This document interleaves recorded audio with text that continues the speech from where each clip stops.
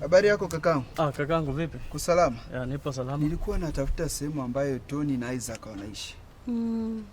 Nani kwa?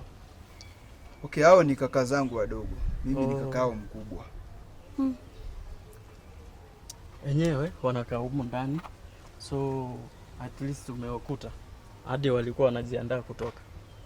Kwa sababu nimewapigia simu na wapokei simu. Sasa nikahisi labda wana matatizo. Nadhani unaweza kunipeleka sehemu ambayo wanaishi. Sawa, haina shida.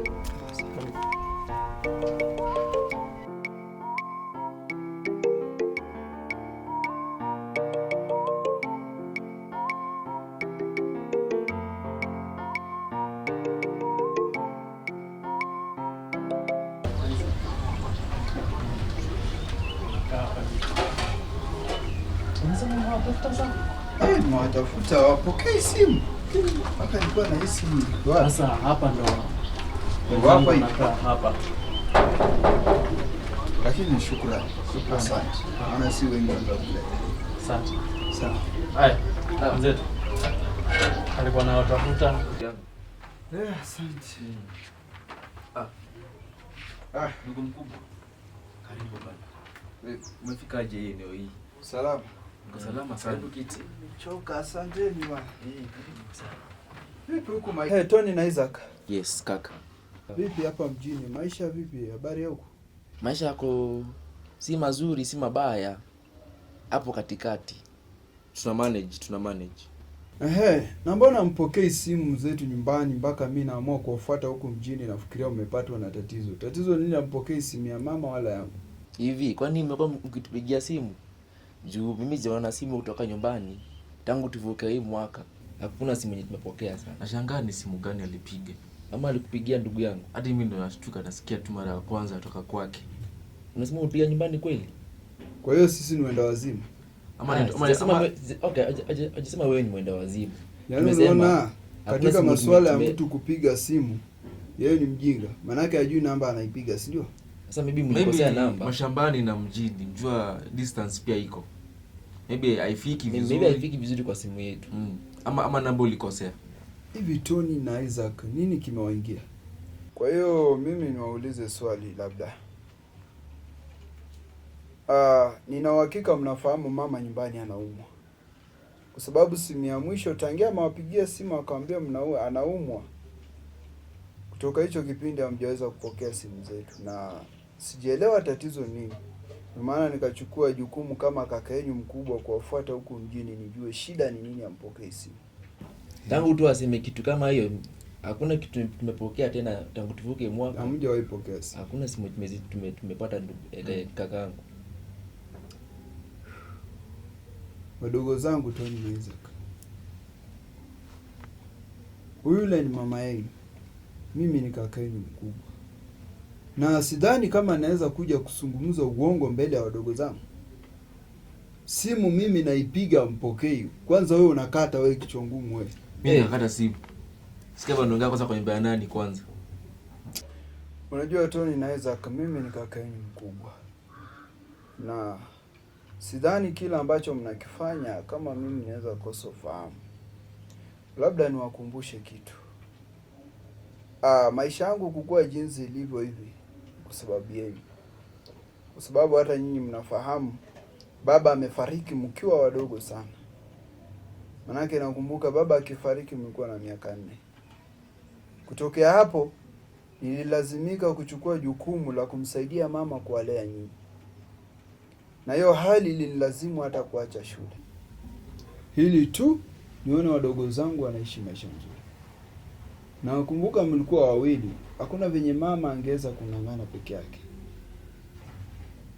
Na mimi nisingewacha shule na kuingia katika huko kijijini kulimia watu na kufanya mambo tofauti ili kusudi tu nyinyi mpate haya maisha mnaishi leo hii, hamngekuwa mnaishi haya maisha. Kweli ni kwamba ndugu zangu mmebadilika sana. Yaani hata mama anaumwa, hata kutuma tu shilingi 100 ya dawa hamwezi. Hamupokei simu zetu. Mimi kama kaka yenu mkubwa mpokei simu yangu. Okay, sawa, simu yangu mnaweza kuacha kupokea. Lakini yule mama kumbuka ametuzaa sisi wote. Na mimi kama ningekuwa na roho kama zenyu, basi ningeamua tu niseme hao ni watoto wa baba na mama, wacha na mimi basi niendelee na masomo, nitengeze maisha yangu. Sidhani kama mngekuwa kwa hii level ambayo mko sasa. Lakini nyinyi mnaonesha dharau kwa sababu kidogo mna maisha mazuri. Mwisho kuongea na mama ni lini? Mwaka jana. So, si ni mwaka jana. Ilikuwa mwaka jana kabla hii hajavuka huu mwaka. Tony, mna matatizo gani? Shida hakuna ndugu. Yaani mnanijibu mnaniambia mwaka jana. Si moja swali. Moja swali tumejibu vizuri mwaka jana. Vipi ndugu yangu? Unataka tukujibu aje? Yule ni mama akina nani? Ama ni wetu sisi wote. Mama ni wetu sisi wote. Kwa hiyo majukumu ya kumsaidia ni mimi peke yangu.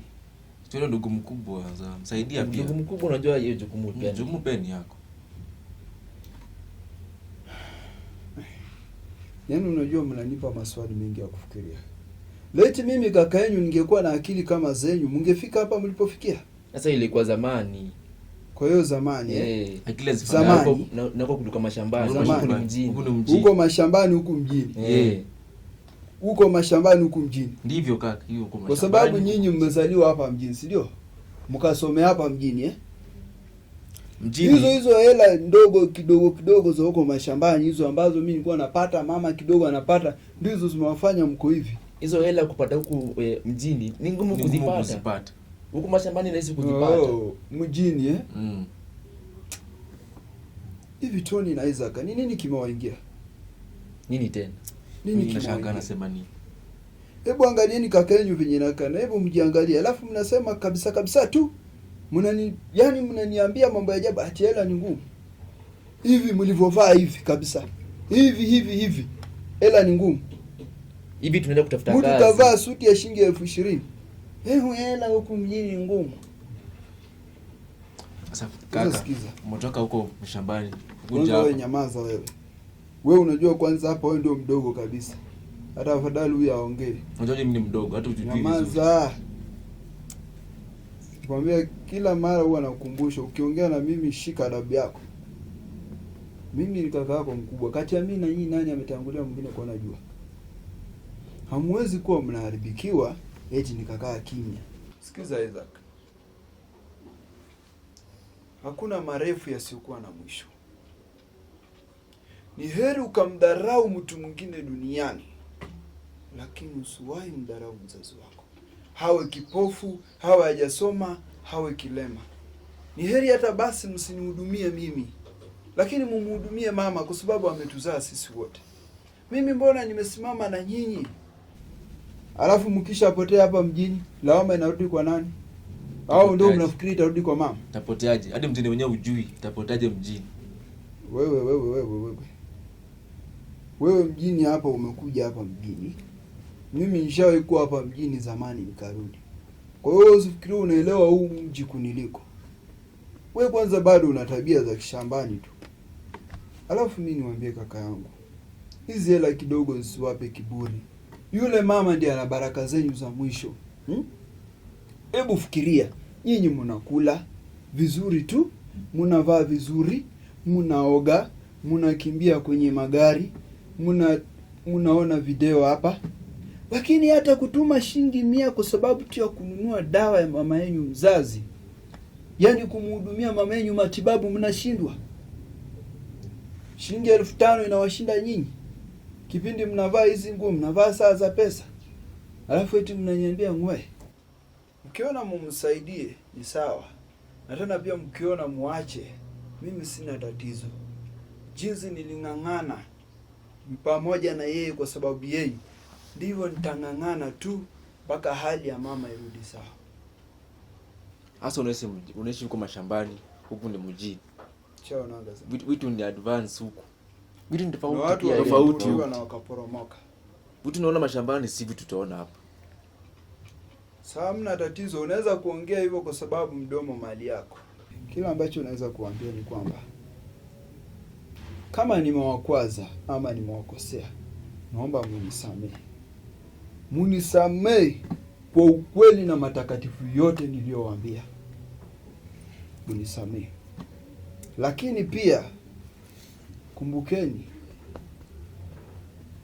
apandaye ngazi hatukwangi na uhakika kama atateremka vizuri, na kuna msemo unasemanga kutangulia sio kufika. Na ndio maana hata Mungu pia katika masuala ya kiimani, yeye haangalii mwanzo, anaangalia mwisho. Kwa hiyo mimi hata kama niliporomoka kwa sababu ya kusimama na nyinyi, haimaanishi ya kwamba nitabaki hivyo milele. Umaskini sio kilema. Umaskini ni hali tu kama magonjwa. Yaani kidogo leo unakuwa mgonjwa, kesho unakuwa uko sawa. Kwa hiyo umaskini ni kitu ambacho leo kiko na kesho kitaondoka tu. Tulikuwa na masaa kwenda kazi. Mimi yani nisikuwe kikwazo kwa siku yenu ya leo. Ila tu na waombeni. Ukiona msaidie mama yenu juu yenu. Ukiona tena pia muache, ni sawa, kaka yenu nipo kwa uzima ambao Mungu amenipa, sindasimama naye. Lakini dunia hii itawafunza nyinyi. Asanteni na muwe na mchana mwema. Waenda zako. Hii mshenzi shida yake inakuja kupita time hapa. Bana, kuna mashughuli pa kwenda. Bila naongea mimi nashtuka bana.